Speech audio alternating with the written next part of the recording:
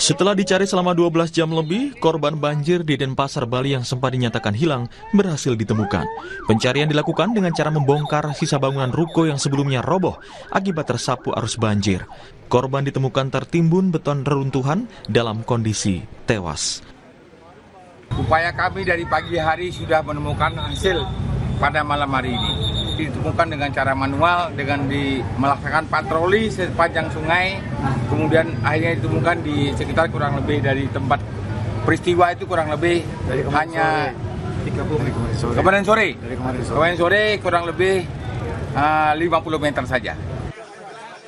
Tidak hanya itu, seorang pedagang di Gianyar, Bali juga ditemukan tewas di rumpun bambu tepi sungai. Sebelumnya, korban dilaporkan hilang terseret banjir ketika melintas di Jalan Raya Pasekan, Batu Bulan, Gianyar pada Rabu pagi. Kepala BNPB Legend Suaryanto saat mengunjungi posko pengungsian bilang 14 orang tewas akibat bencana banjir di Bali.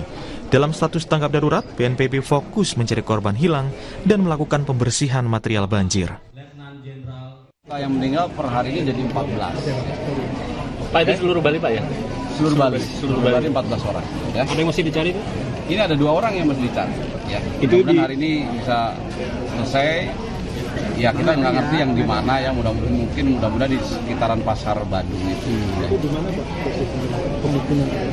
Ya kayak tadi malam kan ada 3 itu prediksi katanya ketarik di bawah, berarti dicari ketemu.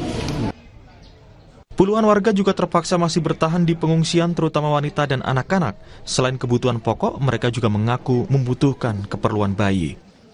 Banjir besar yang terjadi di Bali ini juga mengganggu kegiatan belajar mengajar di sekolah. Di Desa Pangambengan, Kabupaten Jembrana, Bali, 2 sekolah terendam banjir. Pihak sekolah pun mengubah sistem pembelajaran menjadi secara daring untuk kelas 1 hingga 3. Sementara kelas 4 hingga 6 diminta membantu membersihkan kelas dan menyelamatkan buku di kelas yang tergenang banjir. Proses belajar mengajar terkait hari Kamis ini tanggal 11 September kelas rendah, kelas 1 sampai kelas 3 kami berikan pembelajaran daring di rumah. Untuk kelas 4, 5, 6-nya kemarin kemarin malam saya infokan di grup untuk membantu evakuasi buku-buku yang ada di kelas. Menteri Lingkungan Hidup dan Kehutanan Hanif Faisal Nurrofik menyoroti sejumlah alih fungsi lahan dan sampah yang diduga menjadi penyebab banjir besar di Bali. Hanif menyebut telah mengingatkan Gubernur Bali, Iwayan Koster, agar menjaga kelestarian bentang alam dan tidak gegabah mengizinkan pembangunan baru. Selain itu, apakah landscape-nya juga terganggu? Minggu kemarin Pak Gubernur ada datang ke kantor, saya sudah ingatkan bahwa agar mempertahankan keberadaan lereng dan sawah-sawah, jangan digunakan lagi untuk bangunan-bangunan, karena mengingatkan jumlah wisatawannya semakin meningkat.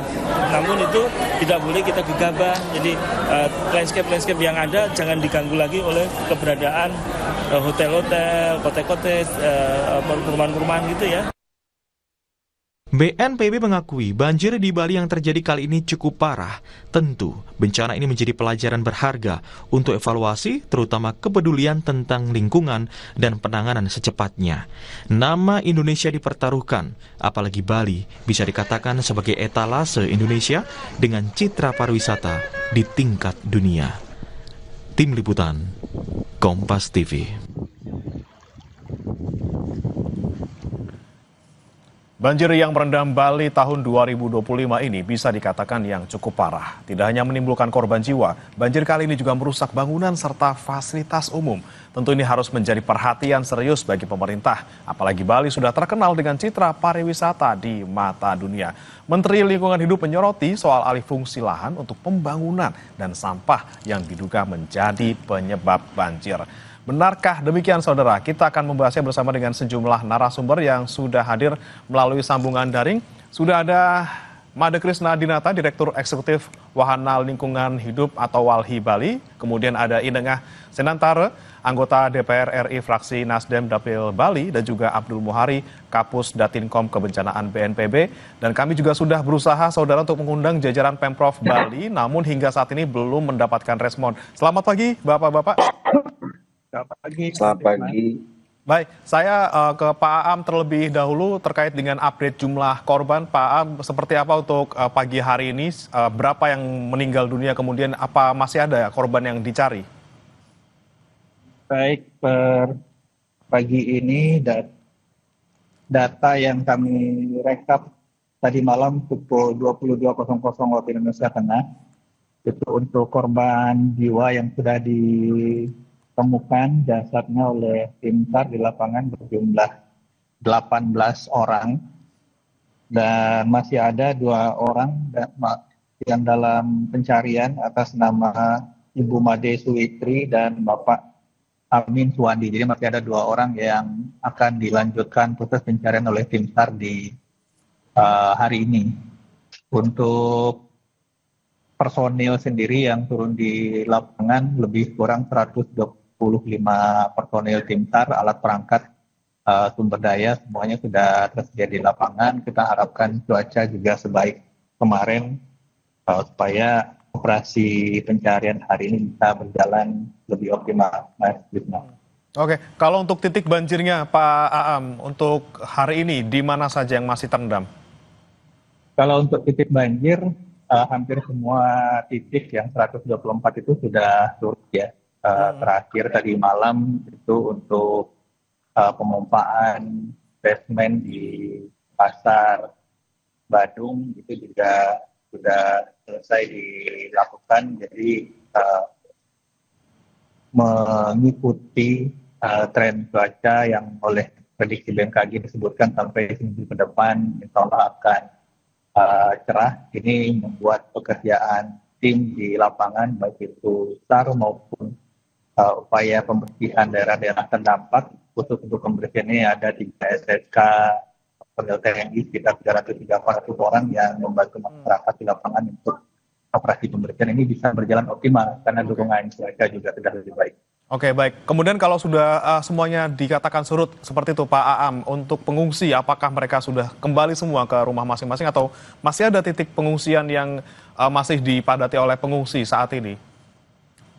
Untuk titik pengungsian, sebagian besar masyarakat sudah kembali ke rumah masing-masing. Jadi kemarin pagi kami bersama Kepala BNPB meninjau beberapa titik pengungsian di Denpasar, di Banjar Ubud, dan Tepati. Itu setengah dari pengungsi yang sebelumnya ada di titik tersebut sudah kembali ke rumah masing-masing, dan memang pengungsian ini kita arahkan maksimal 3 hingga 4 kali 24 jam sehingga masyarakat kita harapkan bisa kembali ke rumah masing-masing seiring dengan cuaca sudah baik, kemudian air sudah surut supaya kemudian ekonomi serta. Oke, baik. Sebelum saya ke narasumber lainnya, Pak Aam, saya ingin tanyakan terkait dengan titik banjir yang ada di Bali. Ini kan tadi kan Anda katakan ada sekitar 124. Nah, ini apakah memang semua dari 124 titik ini ada di daerah aliran Sungai Badung atau Tukat Badung?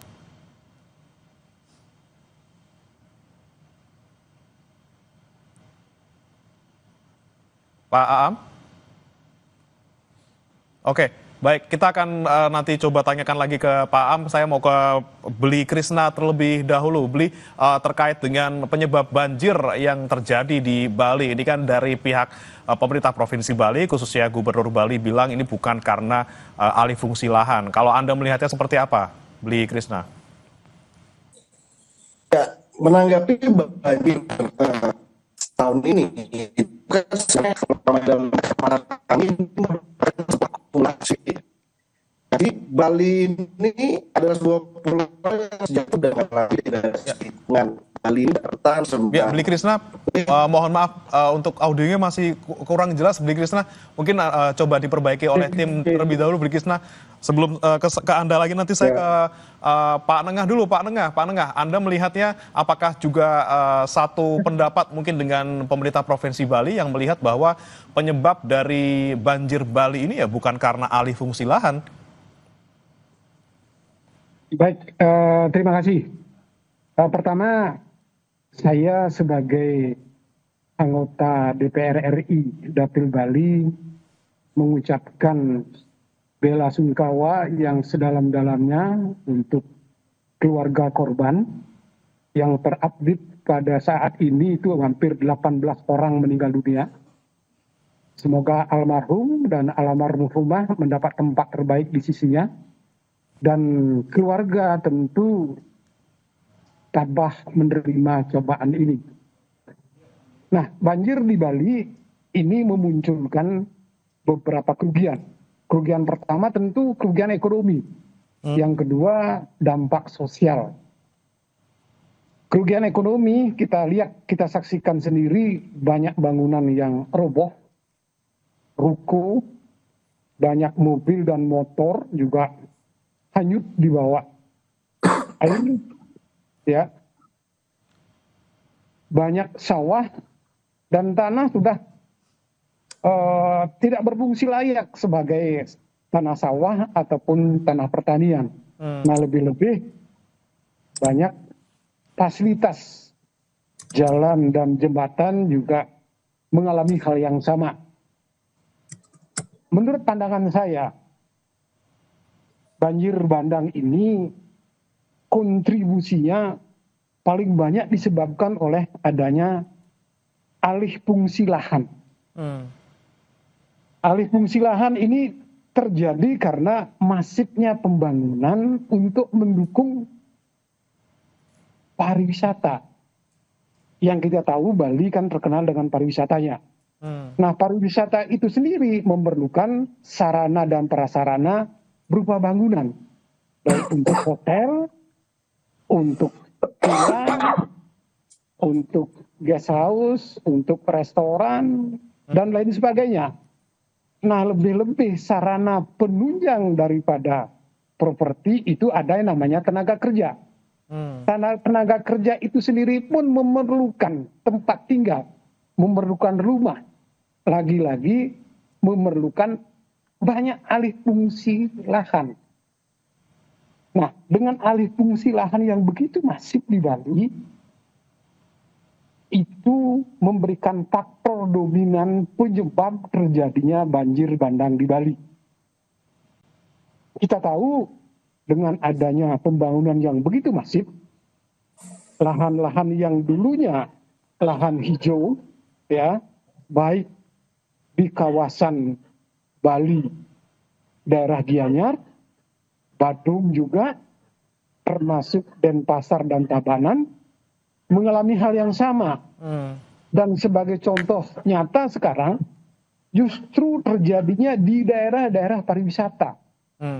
Badung, ya, dampaknya luar biasa. Jadi, sekali lagi saya tekankan, yang megang peranan penting akibat alih fungsi lahan. Dan contoh yang nyata sekarang, ini merupakan peringatan dini buat pimpinan Bali, provinsi, kabupaten, kota. Kita lihat sekarang secara kenyataan, dari jalurnya Kesiman, Kertelangung, menuju daerah Sanur, yang kita kenal dengan namanya Jalan Murah Rai, kanan kiri dulunya itu adalah kawasan jalur hijau.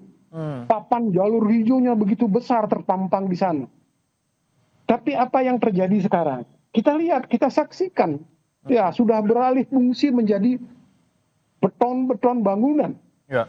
Nah, apakah alih fungsi ini sudah mengikuti aturan yang benar atau enggak? Yang saya tahu, kalau jalur hijau dengan kepentingan tertentu, boleh saja dirubah.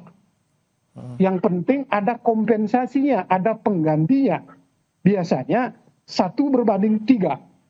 Satu kawasan, katakanlah 100 meter persegi, kawasan itu dirubah dari jalur hijau menjadi jalur bisnis, baik villa, restoran, perdagangan, harus mendapat pengganti 3 kali lipat di daerah lain, di kawasan yang sama. Tidak boleh nanti membebaskan jalur hijau di Denpasar, terus dirubah, ditukar jalur hijaunya ada di Buleleng. Tidak boleh seperti itu. Baik. Yang kedua, ada juga jalur Hang Tuah. Ini peringatan juga buat Pak Wali Kota. Ya, jalur Hang Tuah juga sama. Dulunya itu jalur hijau, ada perkebunan, usaha kebun, usaha tanaman di sana. Sekarang sudah berdiri kafe-kafe, Pak.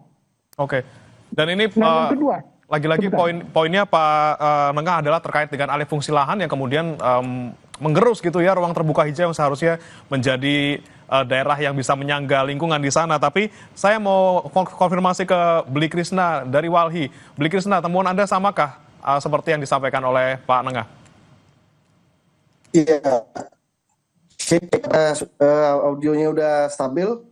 Ya, dicoba mungkin boleh Bli Krishna? Cek. Ya, Halo, silakan. cek. Ya, silakan dicoba Bli untuk bicara.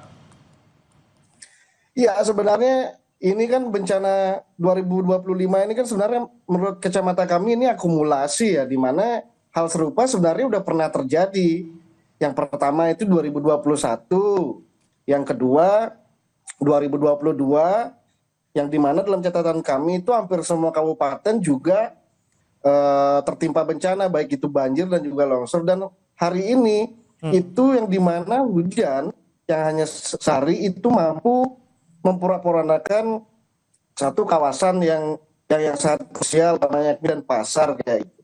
Dan tentu dalam kacamata kami faktor pertama itu adalah alih fungsi lahan. Jadi degradasi lingkungan yang ditandai dengan alih fungsi lahan itu kan khususnya kita menyoroti banyaknya lahan pertanian yang beralih fungsi jadi bangunan gitu ya. Kita meng-capture sebuah kawasan yakni kawasan Sarbagita namanya kalau di Bali. Itu Denpasar, Badung, Gianyar, dan Tabanan.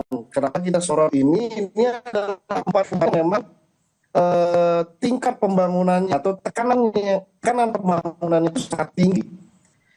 Bahkan kalau dalam beberapa temuan kami yang kami komparasikan dalam berbagai dokumen resmi dan juga jurnal-jurnal penelitian, itu kota Denpasar itu mengalami penurunan luasan kawasan sawah itu sebanyak 784 hektar.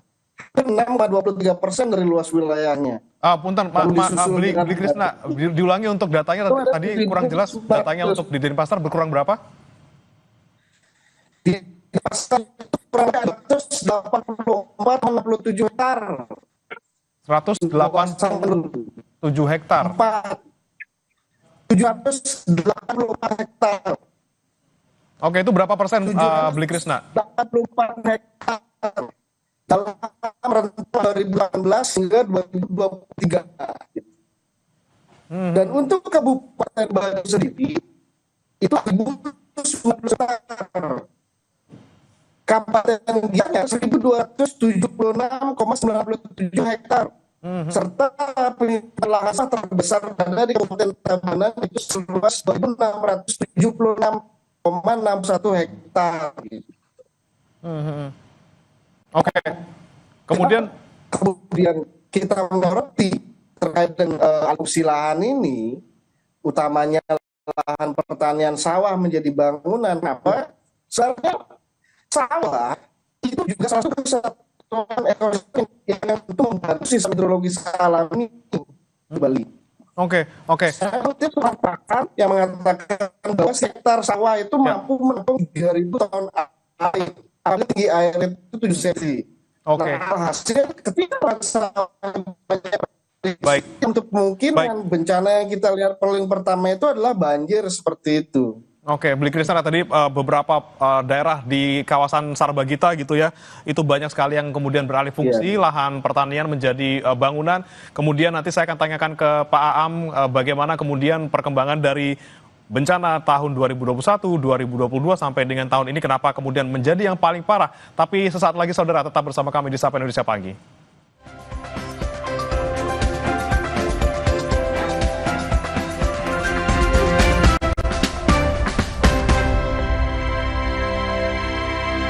Pas aku coba Le Mineral, seger banget, nggak bikin enak sama sekali. Benar, karena Le Mineral dari pegunungan terpilih. Setiap tetesnya melewati lapisan batuan alami, membuat airnya lebih sehat, lebih segar. Kayak manis-manisnya, Le Mineral.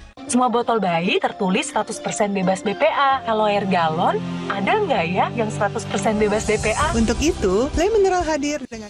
Senyum lega menghiasi wajah para siswa dan guru SMK Negeri 1 Konawe Utara ketika PLN Unit Induk Pembangunan Sulawesi melalui program tanggung jawab sosial dan lingkungan meresmikan bantuan laboratorium TIK di sekolah mereka.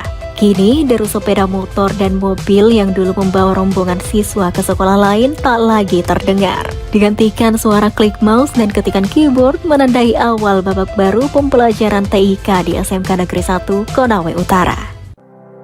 Dalam rangka mendukung peningkatan kompetensi dan kemandirian masyarakat, PT PLN Persero Unit Induk Pembangunan Sulawesi melalui UPP Sultra memberikan bantuan pelatihan dan sertifikasi Satpam Kualifikasi Garda Pratama kepada warga di Kabupaten Konawe Utara.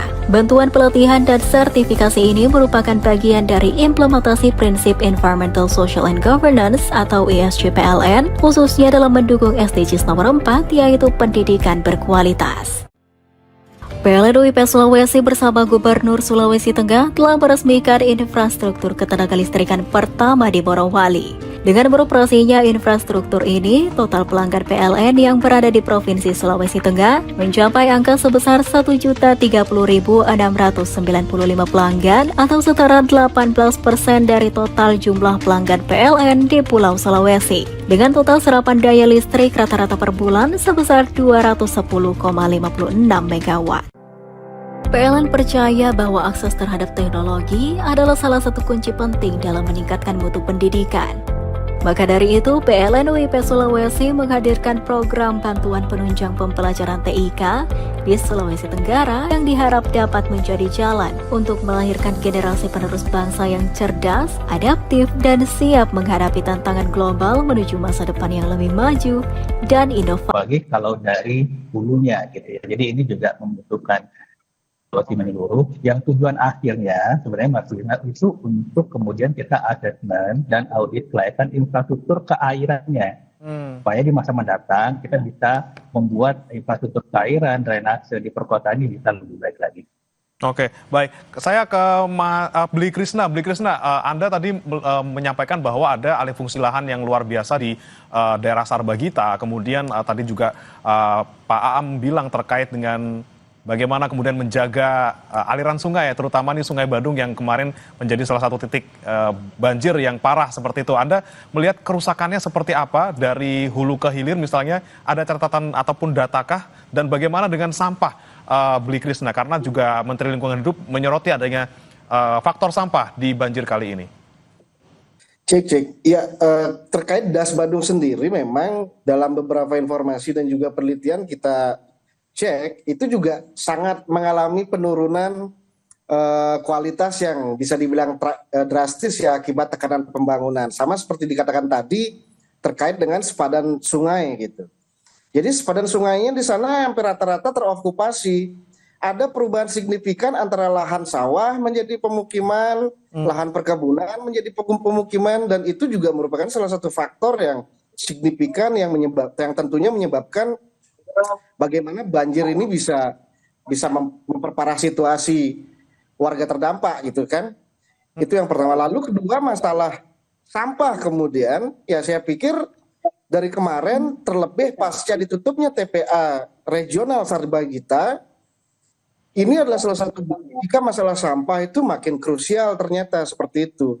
Yang dimana ini adalah dampak turunan dari gagalnya tata kelola lingkungan itu di Bali yang menyebabkan kita dipertemukan oleh salah satu momentum yang hari ini bernama banjir pada 10 September ini seperti itu. Jadi ini merupakan salah satu kritik nyata sebenarnya dari alam kepada pemangku kepentingan, pemangku pemerintahan yang dimana Bali mesti tegas dalam penerapan tata ruang.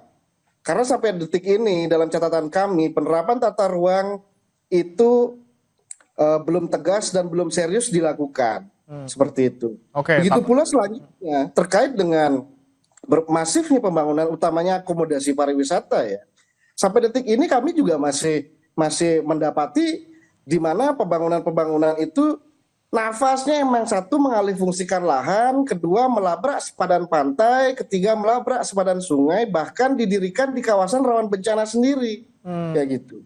Oke, tadi tidak hanya di pantai, di sungai juga ya. Bagaimana arah pembangunan ke depan itu mestinya memang tegas dan tunduk terhadap tata ruang, terlebih lagi didistorsi dengan Undang-Undang Cipta Kerja dan sistem online single submission atau OSS yang kita lihat sangat mempermudah perizinan berbagai pembangunan yang menyebabkan ini akan menjadi pelantik untuk mempercepat pembangunan, mempercepat alih fungsi lahan dan memperparah kerentanan Bali di hadapan bencana. Terlebih ada distorsi perubahan iklim seperti itu. Oke, bagaimana nih Pak Nengah terkait dengan mungkin semakin mudah izin didapatkan, kemudian juga ada dalam tanda kutip ini nafsu untuk bisa membuat pariwisata semakin maju, manfaat ekonominya semakin besar, tapi lagi-lagi lingkungan yang dikorbankan sampai terjadi banjir. Bagaimana kita bisa menjaga keseimbangan antara menjaga pertumbuhan ekonomi dan juga pariwisata, tapi juga tidak merusak lingkungan sehingga menimbulkan bencana banjir? Ya, baik. Sebenarnya regulasinya sudah sangat jelas ada ya. Artinya pada saat kita membuka suatu usaha, katakanlah untuk lahan hotel, lahan villa, lahan restoran ataupun perumahan, itu kooptasi lahannya itu sudah jelas. Hanya boleh dibangun 70%. 30% sisanya digunakan sebagai terbuka hijau. Artinya ada 30%-nya lagi digunakan sebagai sirkulasi udara, sebagai tanah resapan juga di sana. Tapi lagi-lagi karena penyebabnya aturannya tidak diikuti oleh pengawasan yang memadai, sehingga di sana-sini terjadi pelanggaran. Nah, harapan saya, tegakkan regulasi yang sudah ada, cukup itu. Adapun tadi saya sependapat tentang sistem perizinan yang online ini, yang dari pusat. Saya sependapat dengan itu. Artinya dengan sistem online dari pusat ini, ya memunculkan persoalan baru khususnya di Bali. Di mana-mana terjadi pembangunan tanpa sepengetahuan ya daerah atau penguasa di tempat bersangkutan. Tiba-tiba berdiri bangunan. Padahal yang lebih tahu tentang karakteristik tanah bersangkutan tentu tuan rumahnya. Ini kadang-kadang agak bertentangan dengan pusat. Nah, saya berpesan kepada penguasa, pemangku kepentingan di Bali, khususnya gubernur, wali kota, dan bupati, jangan serta-merta kita tunduk dengan aturan itu. Kita harus punya kemandirian untuk mengelola daerah kita sendiri. Dulu kan kita ada otonomi juga. Itu kita bangkitkan kembali. Ya. Karena di pusat tentu tidak tahu apa yang terjadi di Bali. Ya. Nah, lagi-lagi saya katakan masalah regulasi tentang ya pengawasan yang kurang memadai yang terjadi. Oke, regulasinya sudah ada, bagaimana kemudian pengawasannya di lapangan supaya ditetapkan ataupun ditaati seperti itu ya, dan bagaimana kemudian pemerintah daerah bisa mandiri untuk bisa lagi-lagi memformulasikan langkah-langkah yang paling efektif untuk daerahnya. Saya mau ke Mas ataupun Bli Krisna, solusi yang Anda tawarkan untuk pemerintah, terutama untuk mengatasi banjir kali ini dan jangan sampai terulang kembali di kemudian hari. Ya, saya dari pariwisata dulu, berbicara terkait pariwisata, sebenarnya Bali ini itu sudah overbuild di Bali Selatan. Bali juga sudah over tourism. Gitu. Yang dimana indikatornya itu jelas terjadi banyaknya pembangunan atau alih fungsi lahan, tamu banyak, namun kekacauan juga sangat banyak kita lihat di lapangan, seperti kualitas tamu dan lain sebagainya, serta timbulan sampah gitu. Sebenarnya melihat dinamika pembangunan pariwisata hari ini yang begitu masif itu, saya pikir kacamata Walhi selalu mengatakan kita ini udah kelebihan kamar, kita udah kelebihan infrastruktur pariwisata dan sudah semestinya ada ketegasan untuk menghentikan. Harusnya udah ada ketegasan untuk memoratorium pembangunan akomodasi pariwisata yang masif di kawasan utamanya Sarbagita gitu, Denpasar, Badung, Gianyar, dan Tabanan. Begitu pula dengan salah satu poin terkait dengan alih fungsi lahan atau perubahan tata guna lahan atau tata guna lingkungan. Terkait dengan regulasi yang ada semata-mata nggak menyentuh substansi kalau menurut catatan kami.